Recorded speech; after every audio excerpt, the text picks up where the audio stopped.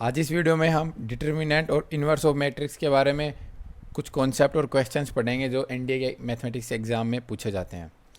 सबसे पहले हम जानेंगे डिटर्मिनेंट होता क्या है। डिटर्मिनेंट बेसिकली एक स्क्वायर मैट्रिक्स का निकाला जाता है। डिटर्मिनेंट एक नंबर होता है। अभी हम देखेंगे डिटर्मिनेंट निकालते कैसे हैं। सबसे पहले एक 2x2 मैट्रिक्स, उसका डिटर्मिनेंट कैसे निकालते हैं। Suppose we are having this matrix, okay. 2x2 matrix है जिसके 2 रो और 2 कॉलम है, 2 रो और 2 कॉलम है। तो 2x2 मैट्रिक्स का डिटरमिनेंट सिर्फ सीधा निकाल देंगे, a into D minus B into C, मतलब a का d से गुणा माइनस b इंटू सी। तो ये हो गया 2x2 मैट्रिक्स का मतलब a11 a22 minus a12 multiply a21। इस तरीके से 2x2 मैट्रिक्स का डिटरमिनेंट निकालते हैं। इसके बाद हम 3x3 मैट्रिक्स का डिटरमिनेंट निकालेंगे। सबसे पहले ये मैट्रिक्स फॉर्म दी हुई है तो इसको हम डिटरमिनेंट फॉर्म में लिखेंगे। तो डिटरमिनेंट में कुछ नहीं, बस जैसे ए हमारे पास मैट्रिक्स थी, इसके दोनों तरफ ये लाइन आ जाएंगी, तो ये डिटरमिनेंट फॉर्म है, ये मैट्रिक्स फॉर्म है। तो 3x3 मैट्रिक्स का डिटरमिनेंट निकालने के लिए कुछ नहीं, हम इसको एक रो के अलोंग एक्सपेंड करेंगे पूरे डिटरमिनेंट को, उसके बाद हम डिटरमिनेंट की वैल्यू निकालेंगे। तो मैं सबसे पहले R1 जो फर्स्ट रो है मेरी, इसके अलोंग डिटरमिनेंट की वैल्यू निकालूंगा। तो सबसे पहले a11 कॉमन बाहर और मल्टीप्लाई में क्या, फर्स्ट रो और फर्स्ट कॉलम को मैंने छोड़ दिया, तो जो बाकी बचा हुआ है 2x2 का डिटरमिनेंट बन गया। इसको हम इजीली सोल्व कर सकते हैं। a22 multiply a33 minus a23 multiply a32। Similarly a12, अब हम देखेंगे कि a11 1 प्लस 1 सम क्या है, इवन, तो यहाँ पे प्लस का साइन है। अब a12 सम क्या है, ओड, 1 प्लस 2 3 ओड, तो यहाँ पे साइन क्या आ जाएगा, माइनस का, माइनस a12। इसके बाद इसके लिए हम फर्स्ट रो और सेकंड कॉलम छोड़ देंगे, तो उसके बाद हमारे पास फिर से 2x2 का डिटरमिनेंट बचेगा। तो उसको हम इजीली सोल्व कर सकते हैं। a21 multiply a33 minus a31 multiply a23। इसी तरीके से a13 first row third column, तो इस बार हम फर्स्ट रो थर्ड कॉलम को छोड़ देंगे। तो उसके बाद हमारे पास फिर ये 2x2 का डिटरमिनेंट बनेगा, इसको हम फिर इजीली सोल्व कर सकते हैं। a32 multiply a21 minus a31 multiply a22। ये तो हो गया R1 के अलोंग एक्सपेंड करने पे। हम इसी तरीके से R2 और R3 के अलोंग भी एक्सपेंड करके डिटरमिनेंट की वैल्यू निकाल सकते हैं। ये R2 के अलोंग एक्सपेंड करेंगे तो इस तरीके से डिटरमिनेंट की वैल्यू आएगी। और हमें एक चीज़ याद रखनी होगी इसमें कि ये जो बाहर जो हम एलिमेंट ले रहे हो, जैसे a11, तो साइन प्लस या माइनस कैसे देखेंगे, इनके जो पोजीशन, जैसे a11 1 प्लस 1 2 इवन है, इसका मतलब साइन क्या आएगा, प्लस का। अगर 1 प्लस 2 तो 3 ओड है, तो साइन क्या आएगा, माइनस का। ये चीज़ हमें याद रखनी है। और 3x3 के डिटरमिनेंट को हम इजी वे में भी लिख सकते हैं। जैसे a11 मैंने बाहर लिया, तो वो जो मैं बता रहा था 2x2 का डिटरमिनेंट बन जाता है, वो इस तरीके से बनता है। फिर a12 साइन माइनस आ जाएगा क्योंकि 1 प्लस 2 ओड बन रहा है, तो ये माइनस, फिर से 2x2 का डिटरमिनेंट, फिर प्लस a13 के 1 प्लस 3 4 इवन, तो साइन प्लस का, और ये a22। इस तरीके से भी सोल्व कर सकते हैं अगर वो पहले वाला समझ ना आया तो। अब इसके बाद हम जानेंगे कोफैक्टर और माइनर्स क्या होते हैं। कोफैक्टर्स जो हमने जैसे पहले निकाले थे, माइनर्स भी उसी के जैसे होते हैं, लेकिन माइनर और कोफैक्टर में डिफरेंस होता है कि माइनर्स में साइन नहीं होता। जैसे m11 निकालूंगा मैं, तो ये माइनर m11 किसके लिए होगा, a11 एलिमेंट के लिए होगा माइनर m11। तो ये कैसे होगा, फर्स्ट रो और फर्स्ट कॉलम को छोड़ दूंगा, तो ये क्या बन गया, 2x2 का डिटरमिनेंट, इसको सोल्व कर दूंगा, a22 multiply a33 minus a32 multiply a23। पर यहाँ पे कोई प्लस या माइनस का साइन नहीं आएगा अगर इवन है या ओड है इनका सम। लेकिन कोफैक्टर में बस इतना ही डिफरेंस है कि ये भी माइनर के जैसे निकलता है, लेकिन यहाँ पे साइन प्लस या माइनस आ जाता है। अगर मैं बात करूँ a11, तो ये m11 के बराबर ही हो गया, क्योंकि 1 प्लस 1 इवन है, तो कोफैक्टर में साइन प्लस ही रहेगा, तो इसका मतलब ये माइनर के इक्वल ही हो गया। अगर a12 की बात करता हूँ तो ये ओड हो जाता है, 1 प्लस 2 ओड, तो माइनर जो हमने m12 निकाला उसके आगे माइनस साइन लग जाएगा। इस तरीके से कोफैक्टर अपन निकाल सकते हैं। इसी तरीके से हम बाकी सारे कोफैक्टर्स और माइनर्स भी निकाल सकते हैं।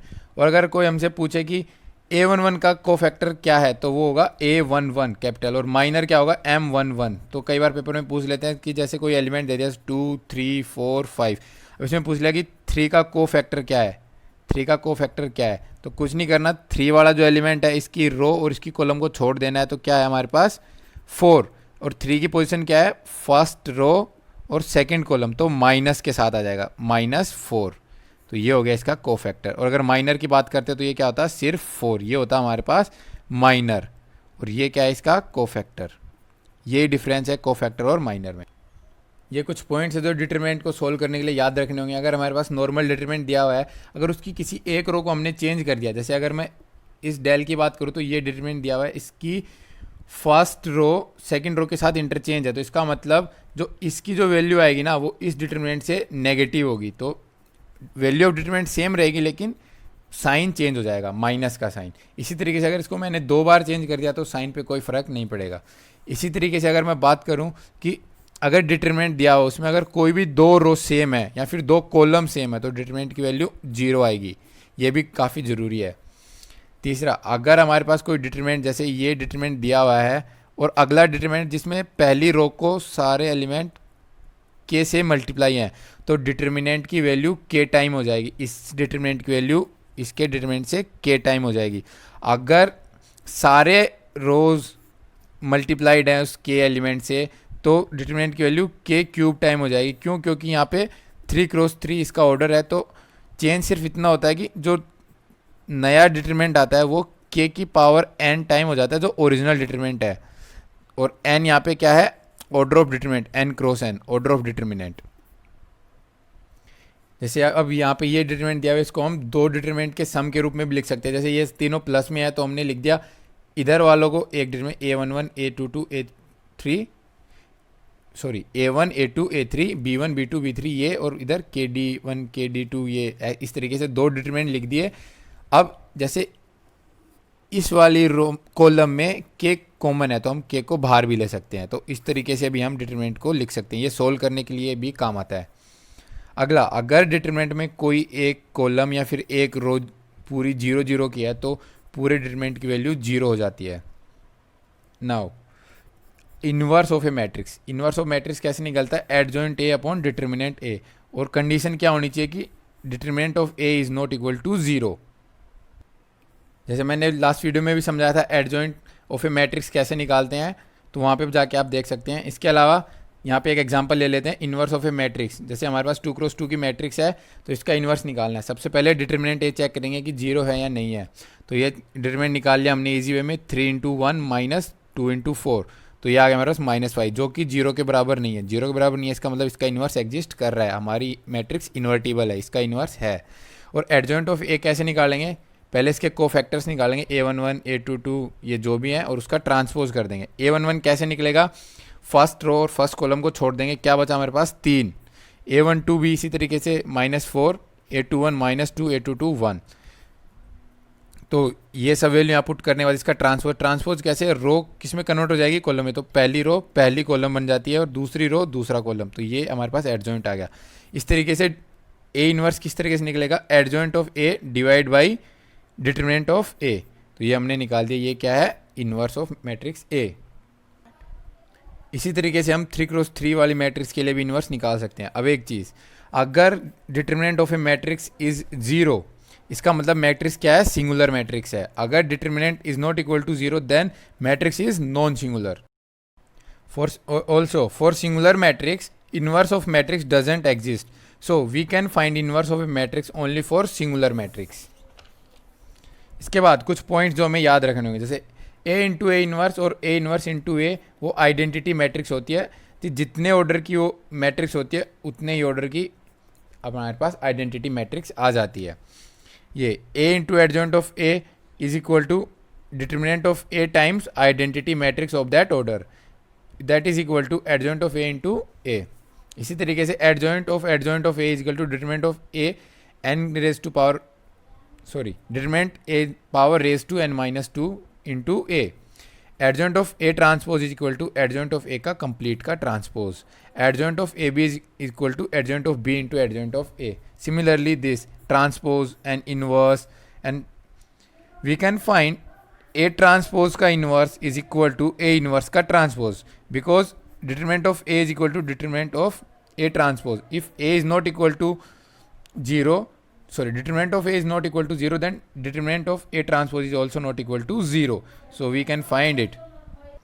इसके बाद अप्लीकेशन ऑफ डिटर्मिनेंट्स। सबसे पहले हम एरिया ऑफ ट्रायंगल निकाल सकते हैं। अगर हमारे पास 3 पॉइंट्स दिए हुए हैं, जैसे x1 y1 x2 y2 x3 y3, तो ये तीनों वर्टेक्स हैं, तो हम एरिया ऑफ ट्रायंगल निकाल सकते हैं normally half of determinant form x1 y1 और x2 y2 x3 y3 और साइड में एक 1 1 1 इस तरीके से। और कोलिनियरिटी कंडीशन में निकाल सकते हैं अगर यही एरिया ऑफ ट्रायंगल हमारे पास 0 हो जाए, जैसे कि ये इसको 0 रख दिया और अगर ये सेटिस्फाई हो, लाइक इधर वाले डिटरमिनेंट की वैल्यू भी 0 आ जाए, तो ये तीनों पॉइंट्स कोलिनियर होंगे। इसका मतलब ये एक ही लाइन पे तीनों पॉइंट्स होंगे। इसके अलावा अगर हमें इक्वेशन निकालनी हो, 2 पॉइंट्स दिए हुए हों एक लाइन के, तो हम इक्वेशन निकाल सकते हैं। हम एक एक्स वाई पॉइंट मान लेंगे लाइन पे, जो जैसे कि ये x1 y1 और x1 y1 और x2 y2 हो, तो एक पॉइंट हमने एक्स वाई मान लिया और जैसा कोलिनियरिटी वाली कंडीशन थी उसी हिसाब से हम 3 पॉइंट हो गया हमारे पास, तीनों पॉइंटों को रख के डिटरमिनेंट फॉर्म बना देंगे और इससे हमारे पास एक इक्वेशन मिल जाएगी। ये लास्ट कॉन्सेप्ट है डिटरमिनेंट्स का कि हमारे पास अगर 3 इक्वेशंस दी हुई हो 3 वेरिएबल में, तो मैट्रिक्स मेथड से हम उनको सोल्व कर सकते हैं। जैसे हमारे पास ये 3 इक्वेशन दी हुई हैं, तो मैं इसको पहले मैट्रिक्स मेथड में लिखूंगा। कोफिशिएंट से एक मैट्रिक्स बन गई, ये मैट्रिक्स फॉर्म में मैंने लिख दिया कि ये कोफिशिएंट मैट्रिक्स बन गई, ये इसके वेरिएबल, और ये जो लास्ट में ये जो b1 b1 b2 b3 ये दिए हुए ये हो गए। अब इसके बाद कुछ नहीं, ये हमारे इसको ए मैट्रिक्स मान लिया, तो हम सबसे पहले चेक करेंगे इसका डिटरमिनेंट 0 है या नहीं। अगर इसका डिटरमिनेंट 0 नहीं है तो इसके सॉल्यूशन एग्जिस्ट कर जाएंगे। तो इसके सॉल्यूशन किस तरीके से होंगे, x जो हमारे पास वेरिएबल मैट्रिक्स है वो किसके बराबर होगी, a इनवर्स मल्टीप्लाई b, और a इनवर्स हमें पता है कैसे निकलेगा, adjoint of a upon determinant a। Also if determinant of a is equal to 0 then a inverse doesn't exist, और अगर a इनवर्स एग्जिस्ट नहीं करेगी तो हमारे पास ये सॉल्यूशन मैट्रिक्स के नहीं आएंगे। ये कुछ मैट्रिक्स टाइप हैं जो डायरेक्ट एग्जाम में पूछ ली जाती है। जैसे पहली ऑर्थोगोनल मैट्रिक्स क्या होती है, ऑर्थोगोनल मैट्रिक्स वो होती है जिसमें ए इनवर्स उसके ट्रांसपोज के बराबर हो। अगर कोई मैट्रिक्स है उसका इनवर्स और उसका ट्रांसपोज दोनों बराबर हो जाएं तो वो ऑर्थोगोनल मैट्रिक्स हो जाए। A into A transpose that is equal to A transpose into A that is equal to identity matrix of order of that matrix. For example we can see a matrix cos theta minus sine theta 0 minus sine theta cos theta 0। और अगर ए matrix हमारे पास orthogonal दी हुई है तो A inverse और A transpose भी orthogonal होंगी। इसी तरीके से अगर ए और बी दो मैट्रिक्स ऑर्थोगोनल मैट्रिक्स हैं तो उनकी मल्टीप्लाई ए बी और बी ए वो भी दोनों ऑर्थोगोनल मैट्रिक्स होंगे। इसके बाद इनवॉल्यूंटरी मैट्रिक्स वो मैट्रिक्स होती है जो खुद का इनवर्स खुद ही होती है। खुद का इनवर्स खुद का मतलब a inverse is equal to a itself, वो होगी इनवॉल्यूंटरी मैट्रिक्स। तीसरी आइडेम्पोटेंट मैट्रिक्स वो मैट्रिक्स होती है अगर उसको खुद से मल्टीप्लाई करें तो वो खुद को ही जनरेट करती है। इसका मतलब एक को n टाइम मल्टीप्लाई करेंगे तो वो एक को ही जनरेट करेगी, वो मैट्रिक्स है आइडेम्पोटेंट मैट्रिक्स। तो ये थे सारे concepts related to determinant and inverse of matrix, और जो इससे अगली वीडियो आएगी उसमें हम इससे रिलेटेड कुछ क्वेश्चंस पढ़ेंगे। धन्यवाद।